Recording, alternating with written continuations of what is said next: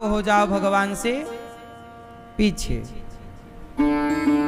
दुर्योधन बोला कि अर्जुन,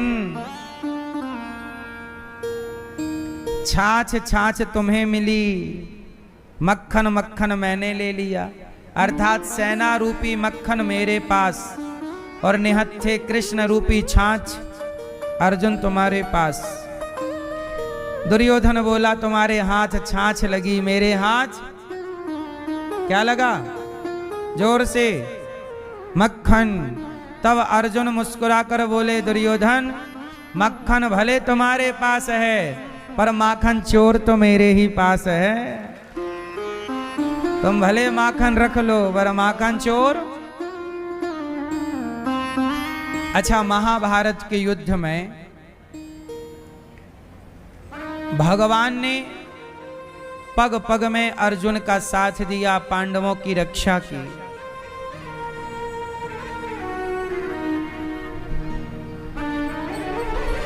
हम लोगों को भी कई बार लगता है कि ये युद्ध हम लड़ रहे हैं, ये हम जीतेंगे, हम ये करेंगे वो करेंगे। पर बहुत ठंडे दिमाग से जब आप सोचो, जब पूरा महाभारत हो गया ना मेरी माँ, तब भगवान कृष्ण अर्जुन से बोले कि अर्जुन अपना रथ छोड़कर यहाँ आ जाओ मेरे पास। और जैसे ही अर्जुन उतरे कि रथ में आग लग गई और रथ एक जोरदार धमाका हुआ और पूरा रथ ब्लास्ट हो गया। अर्जुन बाण निकाले, प्रभु लगता है अभी भी मेरा कोई शत्रु जिंदा है। भगवान बोले अर्जुन, कोई भी आपका शत्रु जीवित नहीं है। तो प्रभु ये मेरा रथ जल कैसे गया, आग कैसे लगी? भगवान कृष्ण बोले कि अर्जुन, आपका रथ तो पहले दिन के युद्ध में ही जल गया था। आपके रथ तो पहले दिन के युद्ध में ही जल गया था। वो तो आपके रथ में मैं बैठा था, इसलिए आग में इतनी ताकत नहीं कि वो जहां मैं बैठा हूं उसे जला सके। क्योंकि अग्नि देवता भी तो भगवान के दास ही हैं। अग्नि भगवान का मुख ही तो है। अर्जुन का अहंकार समाप्त हुआ। अर्जुन को लग रहा था कि मैंने युद्ध जीता, मैंने उन्हें मारा, मैंने इतना बलवान हूं मैं। मैया जी,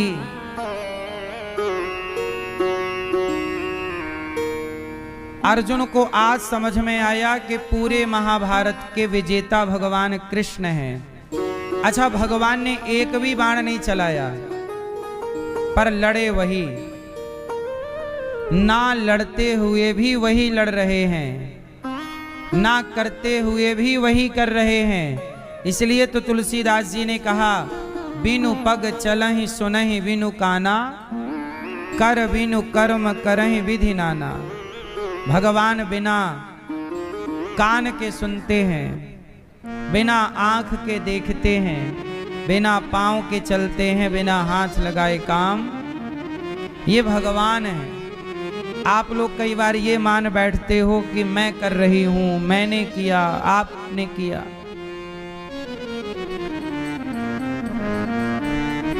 ये केवल गलतफहमी है जिसमें हम जीते रहते हैं।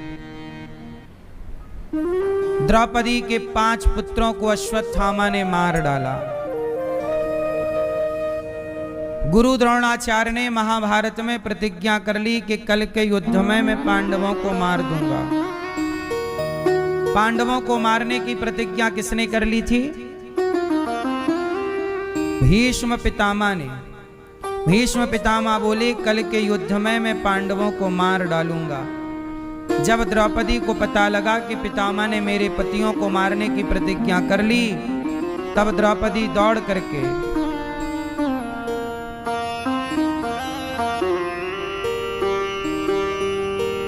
तो द्रौपदी को पता लगा कि मेरे पतियों को मारने के लिए पितामह ने प्रतिज्ञा ले ली। द्रौपदी दौड़ करके श्री कृष्ण के पास गई। प्रभु, आपने सुना मेरे पतियों की हत्या गुरु पितामह भीष्म करना चाहते हैं, भगवान ने कहा कि द्रौपदी चिंता ना करो। अच्छा, द्रौपदी को भगवान पर क्या था? भरोसा था। हमारी लाली देवी शर्मा जी, राम स्वरूप शर्मा जी, जालिया ब्यावर अजमेर राजस्थान से हैं। आज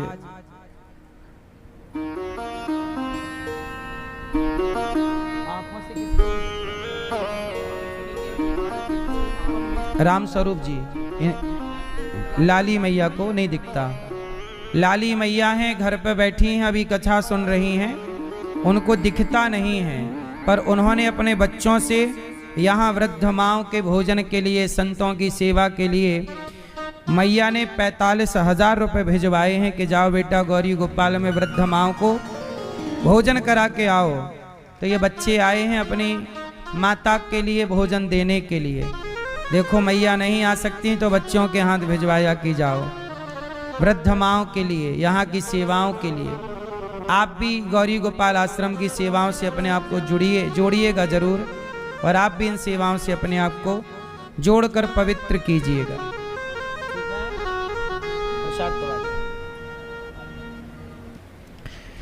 द्रौपदी को पता चला कि पितामह मेरे पतियों को मारने का संकल्प ले चुके हैं। द्रौपदी दौड़कर कृष्ण के चरणों में गिर पड़ी। केशव, भगवान ने कहा द्रौपदी क्या हुआ? द्रौपदी जी बोली कि प्रभु मेरे पति संकट में हैं। क्या हुआ? भीष्म पितामह मेरे पतियों को मारने के लिए प्रतिज्ञा कर चुके हैं।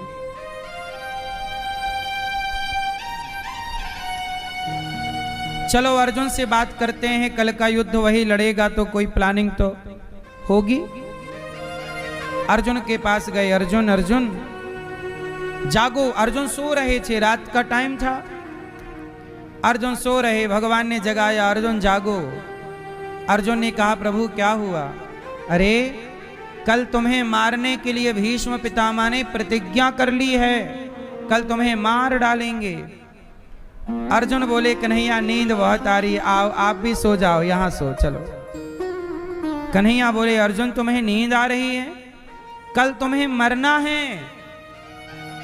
अर्जुन मुस्कुरा के बोले प्रभु जिस अर्जुन के लिए रात में आप जाग रहे हो, जिसकी चिंता आप कर रहे हो, उन्हें पितामह क्या मार सकते हैं? सो जाओ यहां। देखो जरा अर्जुन को भगवान पर कितना भरोसा है कि प्रभु जब आप हैं तो क्या आपके होते हुए हमें कोई छू सकता है? मेरी मां, भगवान पर भरोसा पूरा होना चाहिए। कैसा होना चाहिए? पूरा। हम लोग कई बार भरोसा कच्चा करते हैं, डगमगाता रहता है हम लोगों का भरोसा, विश्वास। पता नहीं भगवान है कि नहीं, सुनेंगे कि नहीं, देखेंगे कि नहीं।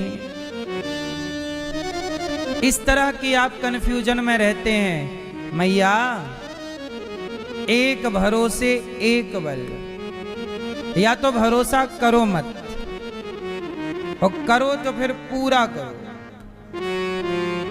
आप लोग परेशान इसलिए हैं कि भरोसा पूरा नहीं है, डगमगा जाता है आपका भरोसा।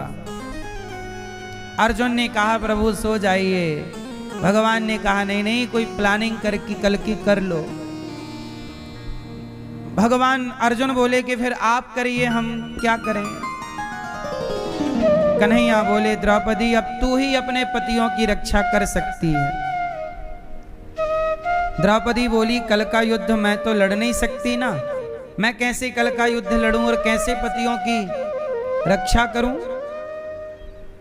ये युद्ध के 9वें दिन की रात्रि की घटना है। भगवान कृष्ण बोले कैसा करो द्रौपदी, तुम लंबा घूंघट लो और मेरे साथ चलो। चलो अब भगवान द्रौपदी से लंबा घूंघट लिवाते हैं और भीष्म पितामह जहां उनका कमरा था, पितामह का कक्ष, शिविर, वहां पहुंच गए। अब पितामह भीष्म के शिविर में बाहर भगवान खड़े हो गए और द्रौपदी से कहा तुम जाओ लंबा घूंघट डाल लो और जाओ पितामह को प्रणाम करो। द्रौपदी गई। रात थी, पितामह ध्यान कर रहे थे, क्योंकि पितामह कोई सामान्य व्यक्ति तो है नहीं। द्यौ नाम के वसु हैं ये, भगवान के श्रेष्ठ भक्त हैं पितामह। नींद नहीं आ रही है, ध्यान में बैठे हैं। तभी द्रौपदी घूंघट डालकर गई, पितामह प्रणाम। पितामह भीष्म को लगा कि ये दुर्योधन की पत्नी आई है, तो आशीर्वाद दे दिया, अखंड सौभाग्यवती भव, सदा सुहागन रहो। और जैसे ही सुहागन का वरदान दिया, द्रौपदी ने घूंघट उठाया, पितामह कल के युद्ध में आप मेरे पतियों को मारने की प्रतिज्ञा कर चुके हैं और आज मुझे सुहागन रहने का वरदान दे रहे हैं। जब आप ही मेरे पति को मार डालोगे तो मैं सुहागन कैसे रहूंगी? हे पितामह, अब आप बताइए कि मैं सुहागन रहूंगी कि आप मेरे पतियों की हत्या करेंगे? दोनों वचन आपके हैं। पांडवों को मार डालूंगा, ये वचन भी आपका है, और मुझे सुहागन रहने का वरदान, ये वचन भी आपका है। बताइए, इन दोनों वचनों में, दोनों वरदानों में कौन सा वचन आपका सत्य होगा? भीष्म पितामह समझ गए, द्रौपदी ये योजना तुम्हारी नहीं हो सकती, इतना तुम नहीं सोच सकती हो। बताओ तुम्हारे संग कौन आया है? द्रौपदी ने कहा, पीछे जो आए हैं बाहर खड़े हैं। पितामह निकले तो द्रौपदी की चरण पादुका, चप्पल चरण पादुका भगवान कृष्ण उठा के छाती से चिपकाए ऐसे खड़े थे किनारे। पितामह बोले, प्रभु ये चरण पादुका किसकी है? भगवान बोले, द्रौपदी की। तो द्रौपदी की चरण पादुका ऐसे क्यों चिपकाया आपने? भगवान बोले कि आपके दरवाजे में इनकी चरण पादुका उतरी थी। कोई भी सैनिक निकलकर देख लेता तो कहता कि तुम्हारे कमरे में महिला के पांव चरण पादुका क्यों? तो आप पर कोई उंगली ना उठाए कि ये पांडवों से मिले हुए हैं, इसलिए मैंने चरण पादुका उठाई। और पितामह, भक्त की रक्षा के लिए चरण पादुका छाती से क्या माथे से लगाना पड़े तो मैं भक्त की पादुका माथे से लगाऊं। पितामह, क्या आप मेरे पांडवों को कल मार डालोगे? भीष्म पितामह रोने लग गए। कहा, केशव, जिन पांडवों के रक्षक आप हैं, जिनके लिए रात भर आप जाग रहे हो, क्या उन्हें ये भीष्म पितामह मार सकता है? प्रभु, कल मैं मारूंगा नहीं, कल मेरा अंतिम युद्ध है। और अगले 10वें दिन का जब युद्ध हुआ ना मेरी मां, भीष्म पितामह ने अर्जुन पर बाणों की बरसात कर दी। ऐसा लग रहा है कि अर्जुन को मार डालेंगे पितामह। तब भगवान कृष्ण ने प्रतिज्ञा ली थी कि मैं पूरे महाभारत में कोई अस्त्र शस्त्र नहीं उठाऊंगा। तब वहां पर रथ का पहिया पड़ा हुआ था, रथ का चक्का, पहिया उठा लिया भगवान कृष्ण ने। पितामह, यदि मेरे अर्जुन को एक बाण भी छू गया तो मार डालूंगा आपको। पितामह ने अपने हाथ से धनुष बाण छोड़ दिए। वाह प्रभु, आपने मेरी प्रतिज्ञा रखने के लिए आपने अपनी प्रतिज्ञा छोड़ दी, क्योंकि मैंने प्रतिज्ञा ली थी कि मैं आपको अस्त्र शस्त्र उठवाकर रहूंगा, और आपने चक्का उठाकर मेरी प्रतिज्ञा रख ली। और अर्जुन ने, अब पितामह ने बाण, धनुष बाण छोड़ दिया। भगवान ने अर्जुन से कहा, बाण मारो। और पितामह के शरीर पर जो बाण मारे गए, आर पार होते चले गए। सैकड़ों बार बाण मारे और पितामह रथ से गिर गए, और बाणों के चुभने से जब वो जमीन पर गिरे तो बाणों की सैया पर लेट गए। पितामह भीष्म, मैया भीष्म पितामह को कोई मार नहीं सकता था, इच्छा मृत्यु का वरदान है इनको। ऐसे बलवान पितामह जिन्हें कोई नहीं मार सकता, लेकिन भगवान किसके संग हैं? अर्जुन के। इसलिए अर्जुन का बाल भी बांका ना कर पाया कोई, क्योंकि साथ कौन है? भगवान। मैया आप कितने भी कमजोर हो, लेकिन आपके साथ यदि भगवान है तो जीत आपकी ही होगी, क्योंकि आपके संग। इसलिए पूरा भरोसा रखा करो। कभी ये मत कहा करो कि आप अकेले हैं, आपके साथ कोई नहीं है। कभी ऐसा होता ही नहीं कि हमारे साथ कोई रहे ना, सदा भगवान हमारे संग रहते हैं। अपने आप को सौंप दो बस, समर्पित हो जाओ बस।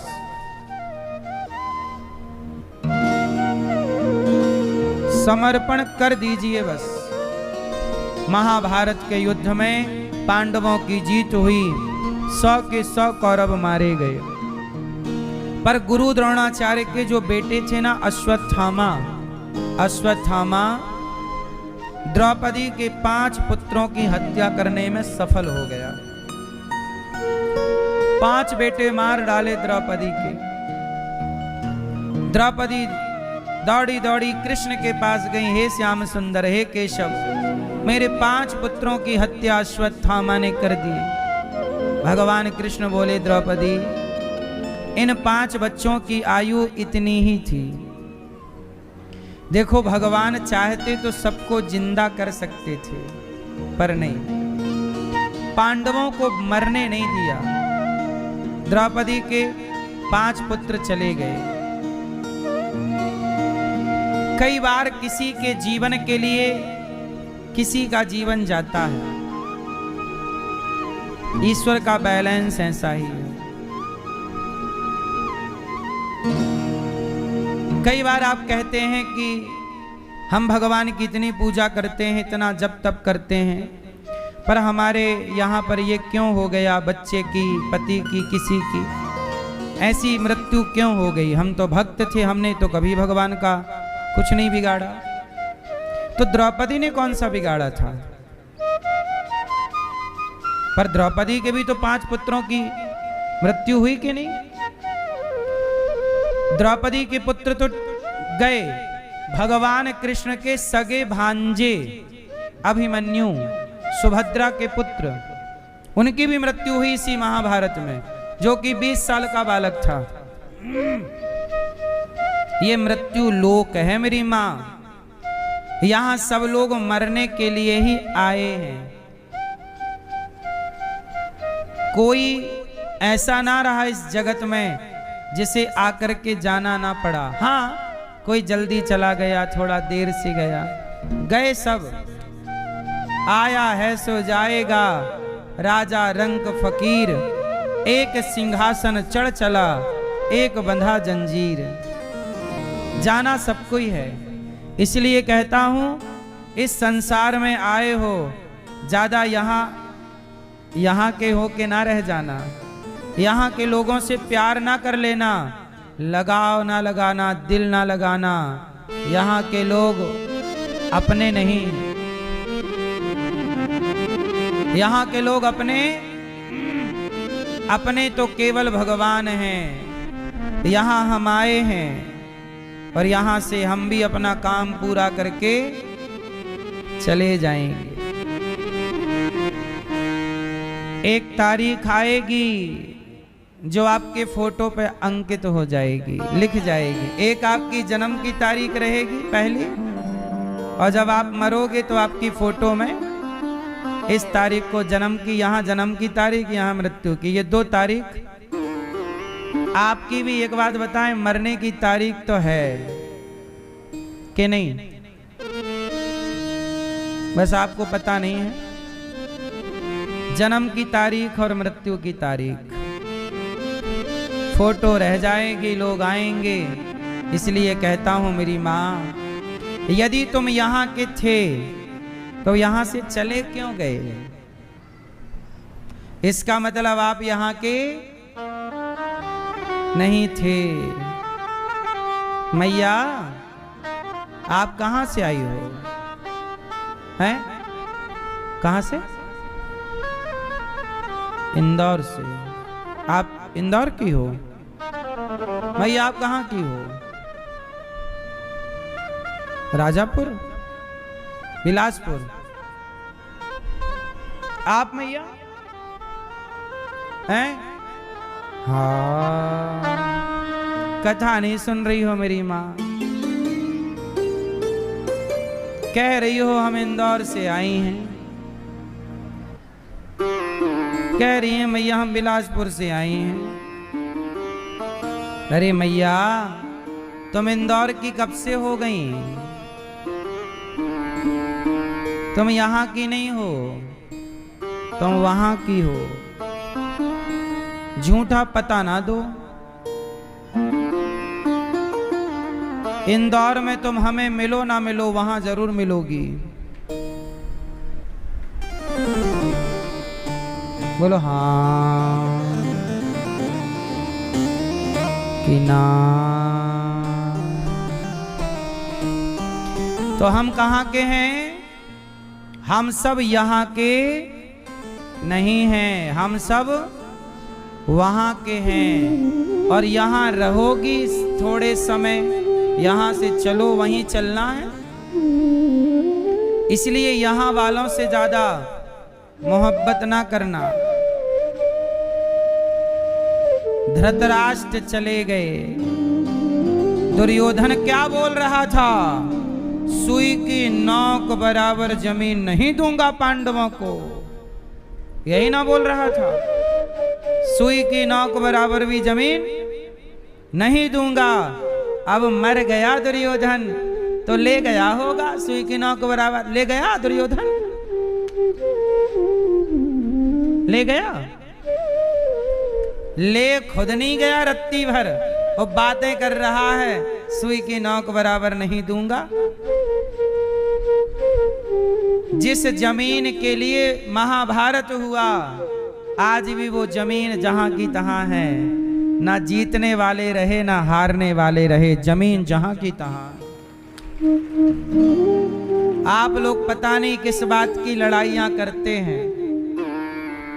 लड़ लड़ के आप मर जाते हैं। जिसके लिए लड़े वो जहां की तहां। सच बताओ, महाभारत जिस जमीन के लिए हुआ था, हस्तिनापुर के लिए, वो हस्तिनापुर आज भी वही है। आज जिसे आप मेरठ कहते हैं ना, दिल्ली से सटा हुआ, हरिद्वार जाने में पड़ता है मेरठ, वह मेरठ पिछले उस टाइम का हस्तिनापुर वही है जिसे आप मेरठ कहते हैं। फिर आज वहां घोचू लाल का घर बना हुआ है, जिस पर कह रहे थे कौरव के ये हमारा। मैं नहीं दूंगा सुई की नोक बराबर। अब तू नहीं देगा तो मत दे, तू तो गया। घोचू लाल ने घर बना लिया वहां।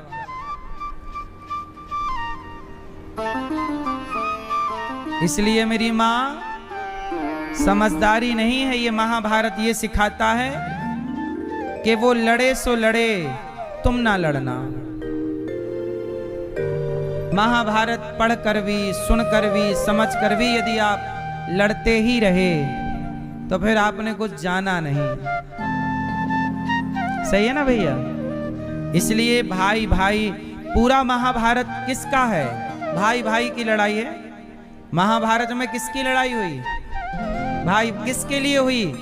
जमीन के बंटवारे के लिए। मुझे 5 गांव दे दो। पांडवों ने क्या मांगा? मुझे जोर से 5 गांव दे। दुर्योधन क्या बोला? सुई की नोक बराबर। ले भैया ले जा, अब जा। 5 गांव दे देता तो झगड़ा खत्म। नहीं, आदमी को लालच जब चढ़ता है ना खोपड़ी में, सब खा जाना चाहता है। भाई का भी मैं ही खा लूं, इसका भी मैं ही। दूसरे का हक ना खाया करो। आजकल आदमी इतना बेईमान हो गया है, राम मंदिर का चढ़ावा खा गए, दान पेटी का पैसा खा गए। अब ये मरेंगे तो राम जी उल्टा लटका के मिर्ची का धुआं देंगे कि नहीं? ये गधो हमारा तो छोड़ देते।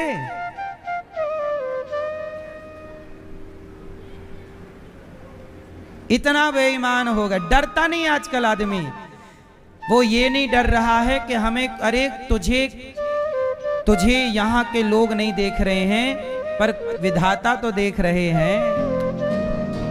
लाख आंख से देख रहा है तुझे देखने वाला। सच की खेती कर ले चतुर नर, समय गुजरता जाता। मेरे मालिक की दुकान में सब लोगों का खाता। आज का आदमी डरता नहीं है। पता नहीं बेईमानी करने से बाज नहीं आता।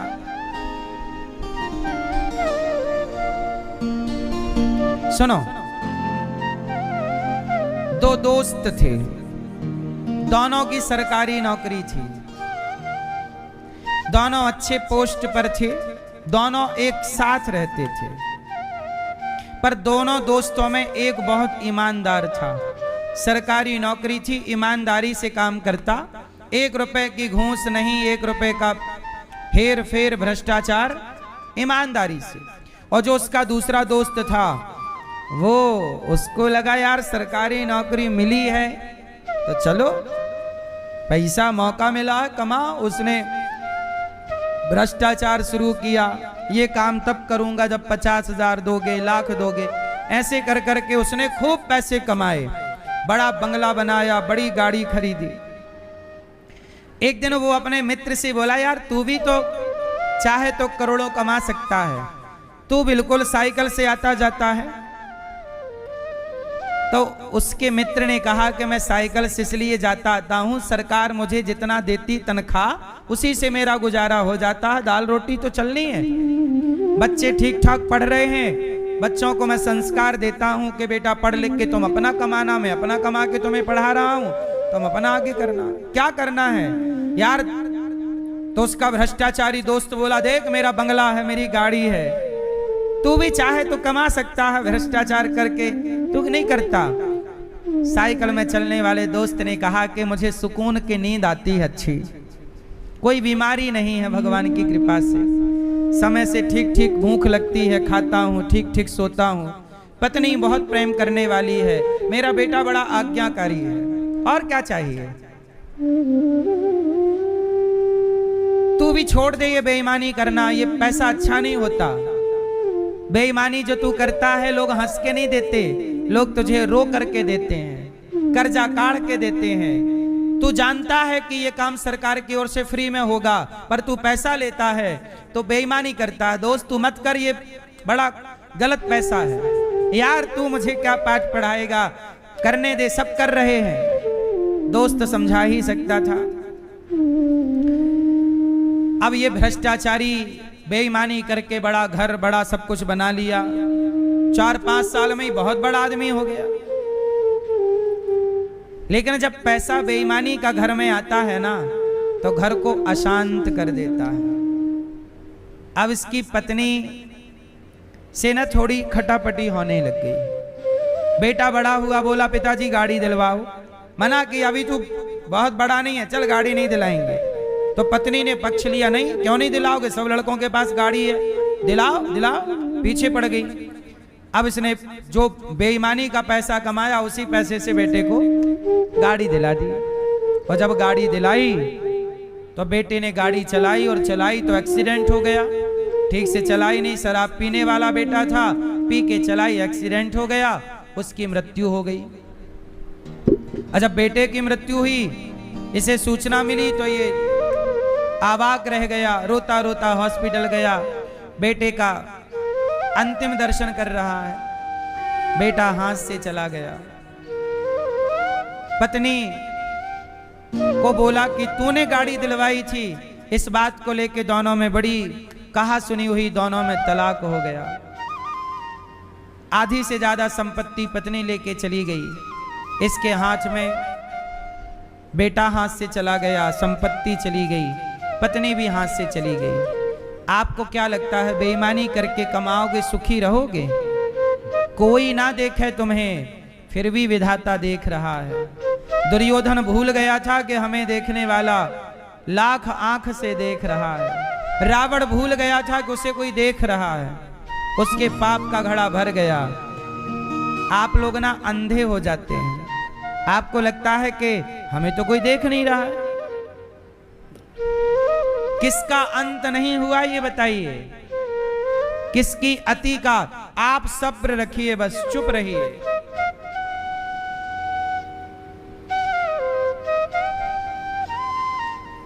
तुमने गलत किया है, तुम्हारे साथ गलत होगा। तुमने भाई का धन खाया है, नाश होगा तुम्हारा, लिख लेना कागज में।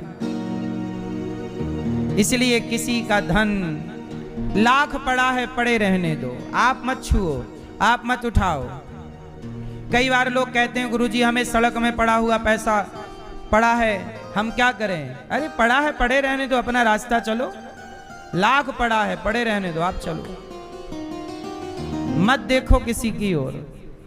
पराया धन पड़ा है, वो धन नहीं, उसे माटी कहो। माटी वो मिट्टी है। क्या है वो? जोर से देखो ही मत।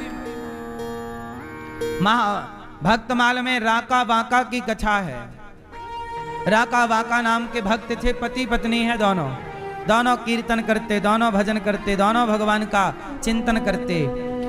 बहुत गरीब थे, जंगल की लकड़ी काट के लाएं, बाजार में बेचें, जो पैसे मिल जाएं उसी से खाएं, और कोई साधु संत आए तो प्रेम से खिलाएं पिलाएं, मस्त जिंदगी जी रहे हैं। एक दिन भगवान से लक्ष्मी जी ने कहा कि जब आपका ये भक्त इतना बड़ा भक्त है और इतनी सेवा करते हैं, तो प्रभु आप इसे धन क्यों नहीं देते? भगवान बोले हमने तो खूब धन दिया, पर राका वाका लेते ही नहीं। तो अच्छा ऐसा करो कि राका जो पत्नी है ना, स्त्री थोड़ा धन के पीछे जल्दी आ जाएगी, इसलिए पहले से दो। तो क्या हुआ कि ये दोनों जंगल जा रहे थे, तो लक्ष्मी जी ने कहा मैं देती हूं इनको धन। तो रास्ते में ढेर सारा सोना बिखरा दिया लक्ष्मी जी ने। जिस रास्ते से ये जंगल जाते ना, राका और बांका, तो आगे आगे राका जा रहे थे, आगे आगे बांका थे। बांका जो थे आगे आगे थे। उन्होंने देखा कि धन पड़ा है, मतलब सोना। तो बांका को लगा कि मेरी पत्नी राका देखेगी तो कहीं उसके अंदर लालच ना जाग जाए। तो वो सोना जो पड़ा था ना, उसके ऊपर माटी डालने लग गए। क्या डालने लग गए? मिट्टी। और जब मिट्टी डाल ही रहे थे, तभी दूर से राका ने देख लिया। तो राका आई, अपने पति से कहा स्वामी क्या कर रहे हो? अरे कुछ नहीं, वो थोड़ा मिट्टी डाल रहा हूं। तो राका ने कहा कि स्वामी मिट्टी में मिट्टी क्यों डाल रहे हो? मतलब सोने में, वो सोने को सोना नहीं समझती, जो अपना नहीं है वो क्या है? मिट्टी को। मिट्टी में मिट्टी क्यों डाल रहे हो? ये बात सुनकर के बांका बहुत प्रसन्न हुए। अच्छा तुमने देख लिया कि यहाँ सोना? हाँ, दोनों पांव से, पांव के नीचे से, मतलब रास्ते में सोना पड़ा है, वो पांव से रौंदते हुए सोने को आगे चले गए और जंगल की लकड़ी समेटने लग गए। और जो लकड़ी मेहनत से समेटी, बाजार में बेची, जो पैसा मिला उससे दाल रोटी खरीदी, संतों का भोग लगाया। भगवान नारायण मुस्कुराए, लक्ष्मी जी देख लो, स्वीकार नहीं कर रहे हैं ये पैसा। ऐसे भक्त हैं राका और बांका। वो ये चाहते हैं कि जीवन का सुख संतुष्टि में है, जितना मालिक ने दिया है उसमें संतुष्ट रहा जाए। दूसरे का धन लाख है, हमें क्या करना? इसलिए आप भी अपने भाई का, भौजाई का, पड़ोसी का, रिश्तेदारों का धन देखकर परेशान ना हुआ करिए। उसके भाग्य का उसके पास है, आपके भाग्य का आपके पास है। विधाता ने सबको दो हाथ दे रखे हैं। आप अपने हाथों से मेहनत करिए, उसने मेहनत करी तो वो कमाया, तुम भी मेहनत करो, तुम भी कमाओ। दूसरों को देखकर जला ना करो।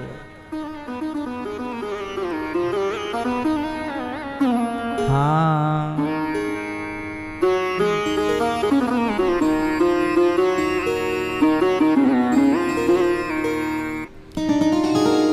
दूसरों का घर बड़ा देख कर मेरी मैया, दूसरों का बड़ा, दूसरों का घर बड़ा देख कर मेरे भैया। जब आप दूसरों का घर बड़ा देखते हैं, किसका घर?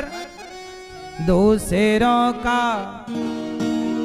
घर बड़ा देख कर मेरे प्यारे, बेवजह ना जला कीजिए,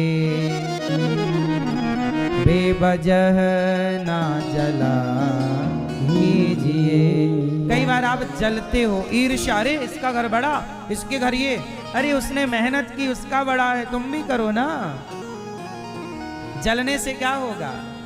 ईर्ष्या क्यों, द्वेष क्यों, घृणा क्यों? उसने मेहनत की, उसका घर बड़ा, तुम भी करो। तुम्हारे जलने से क्या उसका घर छोटा हो जाएगा? जला ना करो, बेवजह ना जला कीजिए मेरी मैया, बेवजह ना जला कीजिए मेरी मैया। बेवजह जला ना करो, ईर्ष्या ना किया, अपने में खुश रहो। तुम बड़े आदमी हो, अच्छा भगवान तुम्हें और दें। हम जहां हैं कोई बात नहीं, हमारे किस्मत से, हमारे कर्म से हम जहां हैं, हम भी मेहनत करेंगे तो सफल होंगे। दूसरों को नीचा ना दिखाओ, दूसरों का पांव पकड़ के ना खींचो। आप भी जीतो, परंतु दूसरों को अपनी लाइन बड़ी करो। आप अपने को बड़ा करो, बगल वाला अपने आप छोटा हो जाएगा। आप किसी का पांव ना पकड़ो कि पहले तू पीछे हो, मैं आगे जाऊंगी, नहीं, तुम आगे जाओ, हम भी आ रहे हैं, चलो।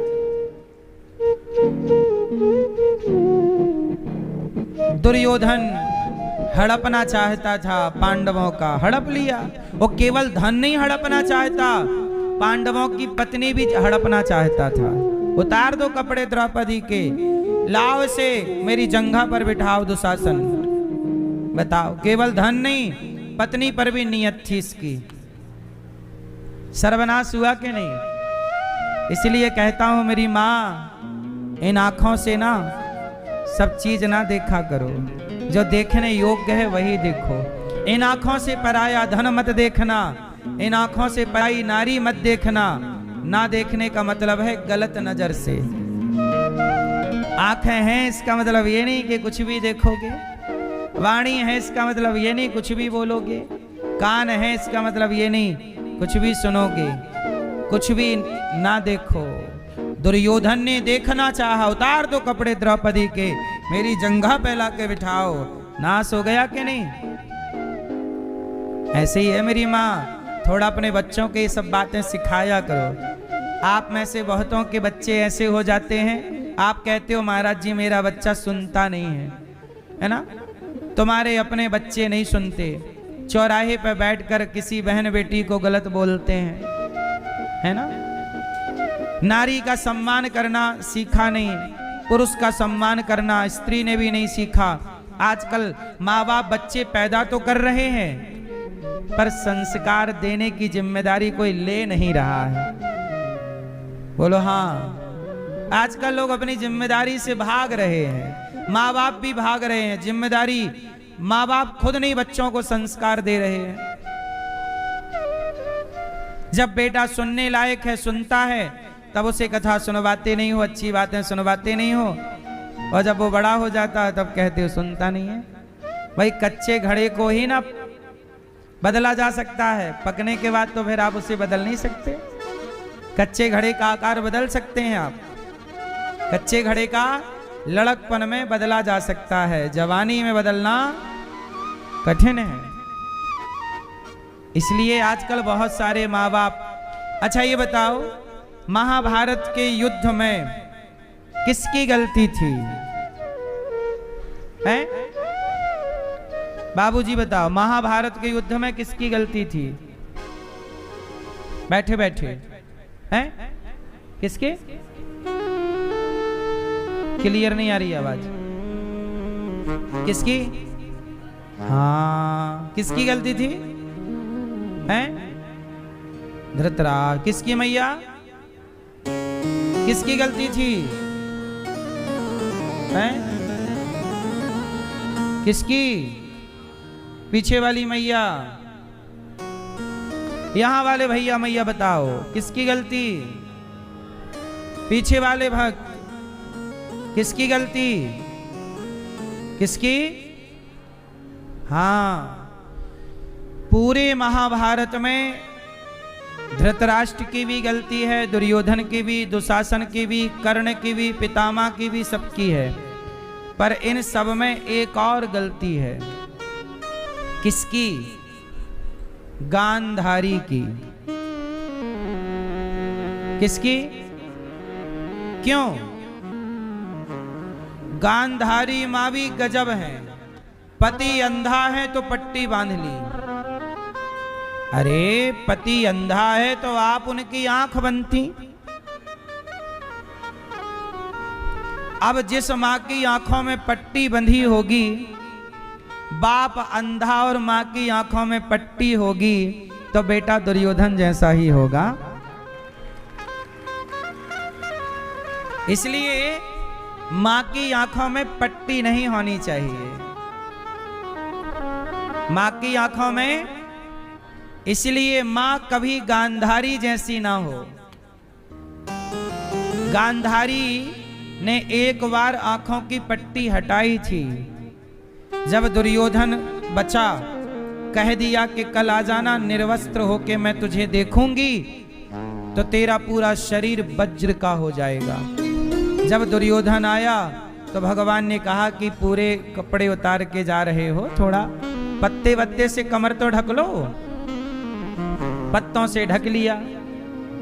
गांधारी ने पूरे शरीर को देखा, दुर्योधन का पूरा शरीर वज्र का हो गया, पर जांघों में नजर नहीं गई क्योंकि पत्तों से ढकी थी, तो जांघें कमजोर रह गईं। अच्छा, गांधारी मां ने पट्टी उतारी किसे बचाने के लिए?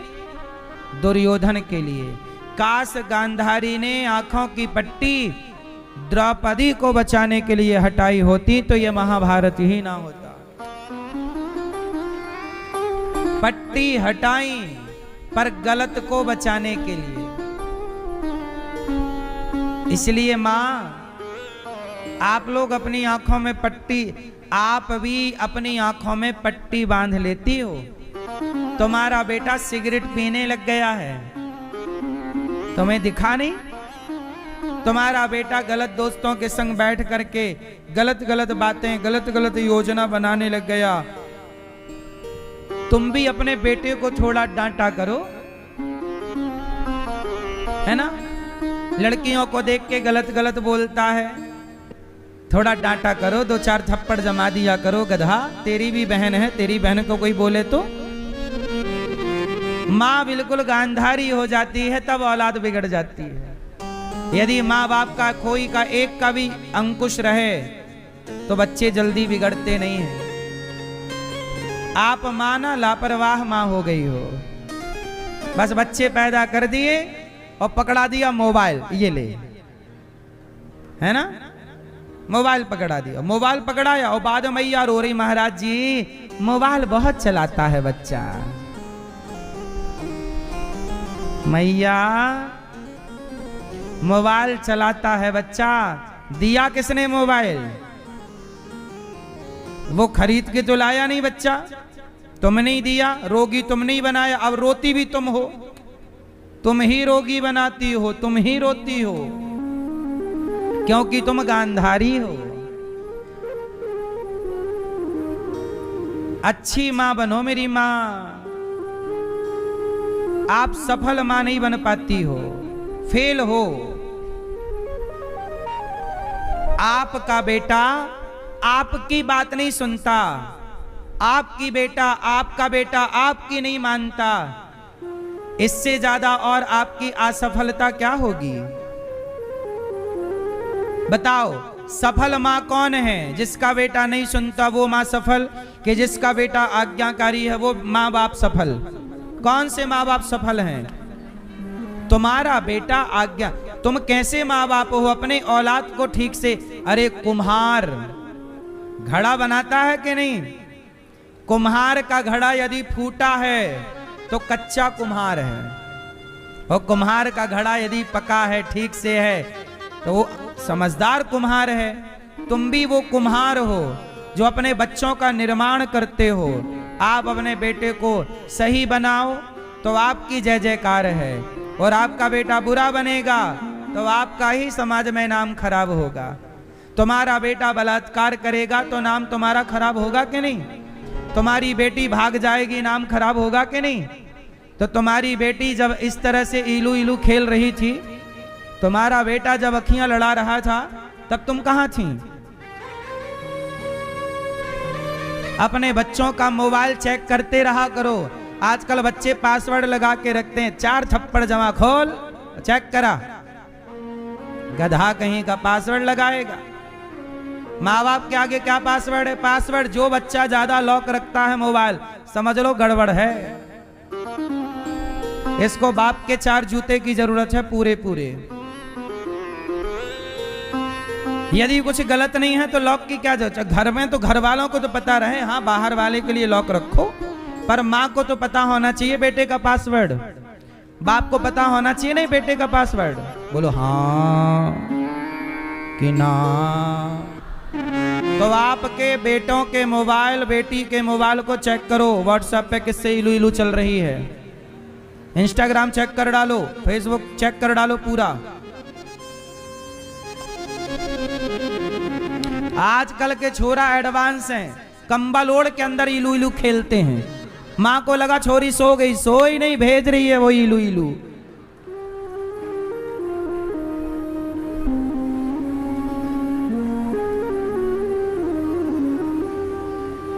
आजकल के बच्चे तुम्हें चुटकी में बेवकूफ बना देंगे, तुम कितना जानती हो। इसलिए ठीक ठीक बात, बेटा पासवर्ड, तो आज सारे माँ बाप अपने बच्चों के मोबाइल का पासवर्ड ले लेना। बोलो हाँ। और हर दिन खोल के देखा करो बच्चों का मोबाइल क्या चल रहा है। बच्चे भी होशियार हैं, बातचीत आई लव यू लिख के भेज दिया और डिलीट कर दिया।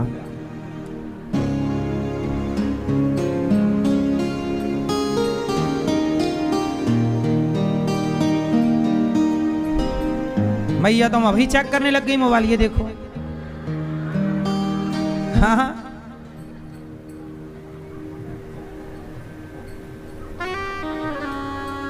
तुम माँ बाप को सब पता होना चाहिए, और तुम्हारा बच्चा बिगड़ेगा तो यमराज जी पहला डंडा माँ बाप को ही जमाएंगे। ले सही बताओ, बेटा बेटी बिगड़ते हैं, किसकी गलती है? माँ बाप की। इसलिए माँ बाप को जिम्मेदार होना। आप लोग ना बस बच्चे पैदा कर दिए, करके छोड़ दिए। ऐसे तो सुअर पैदा करके छोड़ देते हैं, घूमते रहो बेटा, जाओ इस नाली उस नाली में। ऐसे थोड़ी होता, पैदा कर दिया छोड़ दिया। अरे पूरी जिम्मेदारी, जब तक वो पूरा तैयार ना हो जाए, पूरा बेटी कहाँ जा रही है, किससे मिल रही है, बेटा कहाँ जा रहा, किससे मिल रहा, माँ बाप को पल पल की जानकारी होनी चाहिए। तुम जब बेटों पे तुम ध्यान देना बंद कर देते हो तब बच्चे बिगड़ जाते हैं। तो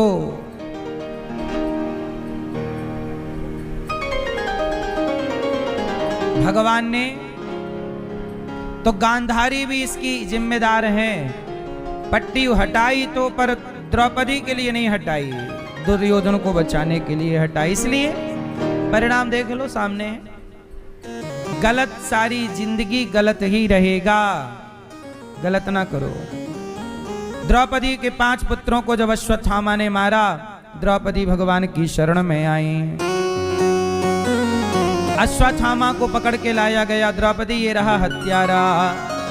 मार दो, क्या करो? द्रौपदी ने कहा छोड़ दो। द्रौपदी क्यों छोड़ना चाहती हैं? द्रौपदी माँ है, और देखो माँ ना कभी दंड नहीं देना चाहती। माँ कभी भी अब दंड देना नहीं चाहती। माँ भगवान है। अभी कुछ दिन पहले गौरी गोपाल में क्या हुआ कि एक माँ गिर गई, बिस्तर से ही लगभग गिर गई, और जब गिरी ना तो उनको पाँव में हड्डी टूट गई। तो हम लोग तुरंत हॉस्पिटल ले गए, ऑपरेशन कराए। अब ठीक है मैया, और जब मैया की हड्डी टूटी और वो अब जुड़ रही है, अब ठीक है मैया, स्वस्थ हैं। ये मैया जो आप टीवी पे देख रहे हैं, तो मैया ने हमसे कहा कि बेटा हमारी इच्छा है कि अब हम थोड़ा घर जाएं। देखो मैया गिर गई ना, तो मैया को ऐसा लगा कि अब हमारी आखिरी टाइम आ गया। तो मैया ने कहा कि हम घर जाना चाहते हैं। तो हमने कहा मैया आप चली जाना, हम पहले दवाई करा दें, आपकी इलाज करा दें, आप स्वस्थ हो जाओ। हमने कहा ठीक है, आपके परिवार में नंबर दो। तो हमने मैया के नंबर लिया और परिवार में बात की।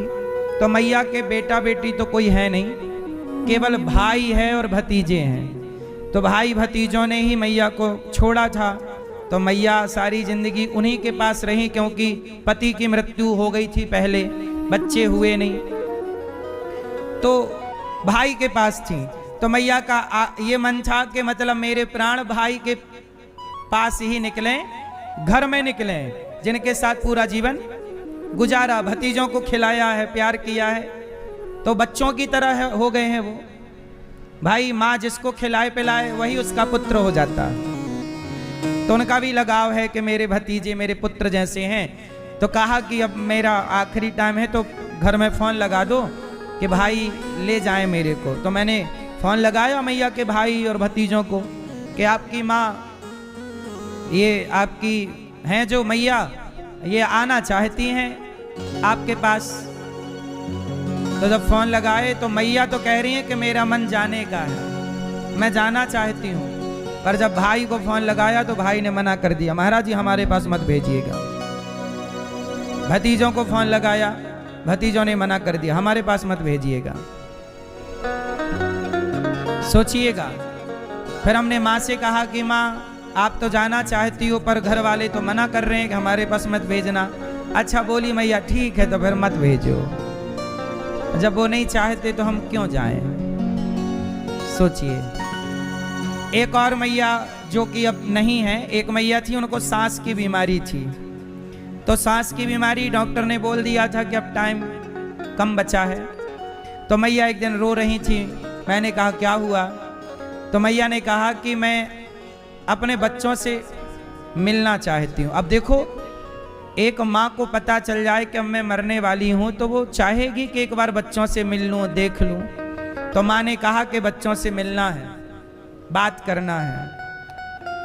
तो मैंने माँ के सामने ही माँ के बच्चों को फ़ोन लगाया, स्पीकर पे किया फ़ोन। मैंने कहा माँ ये नंबर, फ़ोन उठा।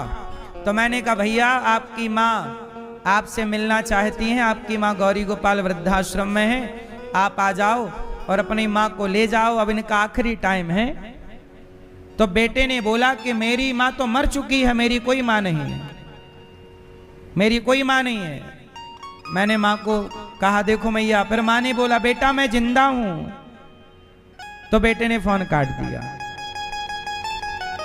अब देखो माँ को ले जाना, माँ का मन था कि मैं बच्चों को देखूं, पर बच्चे तो जीते जी मार चुके हैं कि मर गई माँ। मैंने बच्चों को फिर फोन लगाया, मैंने कहा आपकी माँ मरी नहीं, अभी जिंदा है। आपने घर से निकाल दिया तो बच्चों ने घर से निकाल दिया, तो बच्चों को लगा मर गई। भगवान से कम दर्जा नहीं रखती भक्तों। मुझे से दुनिया में लाया, मुझे बोल न चलना सिखाया। ओ मात पिता तुम्हें वंदन, मैंने किस्मत से तुम्हें पाया। पूजा है तुझको पूजेंगे हरदम, माँ के ही अर्पण है ये मेरा जीवन। मेरी माँ एक मंदिर है और ममता पूजा है, एक वो ही भगवन है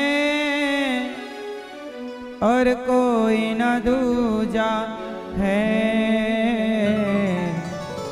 ये मेरी कहानी है, प्यारी जिंदगानी है।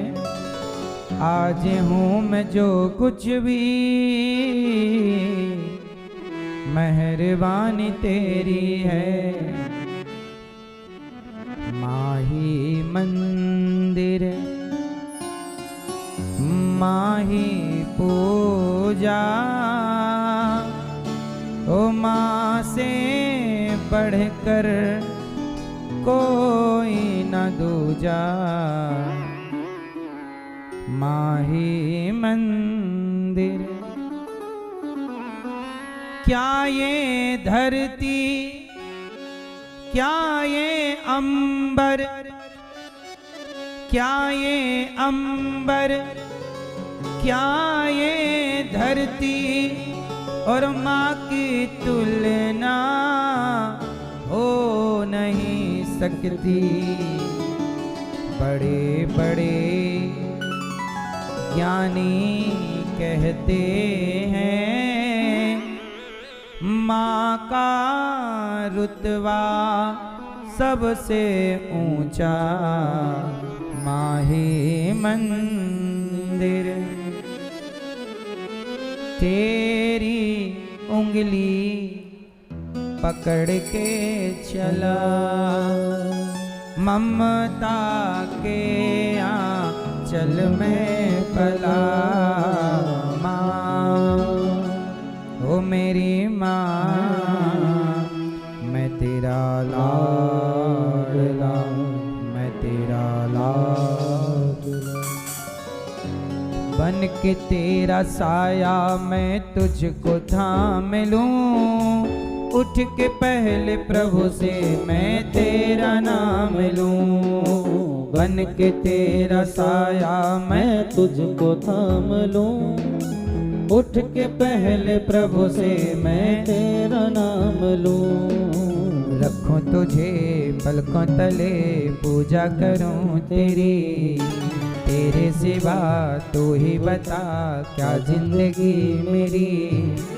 मैं तो तेरे सपनों के रंग में ढला, तेरी उंगली पकड़ के चला, ममता के आंचल में पला। माँ ओ मेरी माँ, मैं तेरा लाडला। मैया, आजकल बहुएं कह देती हैं कि हम सास को नहीं रखेंगे। तुम भी सास बनोगी, तुम्हारी बहू कहेगी हम सास को नहीं रखेंगे। तुम पति को रख लेती हो, सास को नहीं रखती हो। जो नहीं रखती उनके लिए कह रहे हैं। तुम अपनी सास को नहीं रखोगी तो तुम भी सारी जिंदगी बहू थोड़ी रहोगी। बहू से तुम्हारा भी तो प्रमोशन होगा। सास बनोगी, फिर तुम्हारी बहू कहेगी तुम्हारे बेटे से हमें तुम्हारी माँ पसंद नहीं है। फिर तुम्हारा बेटा भी कहेगा माँ आप जाओ जहां जाना हो।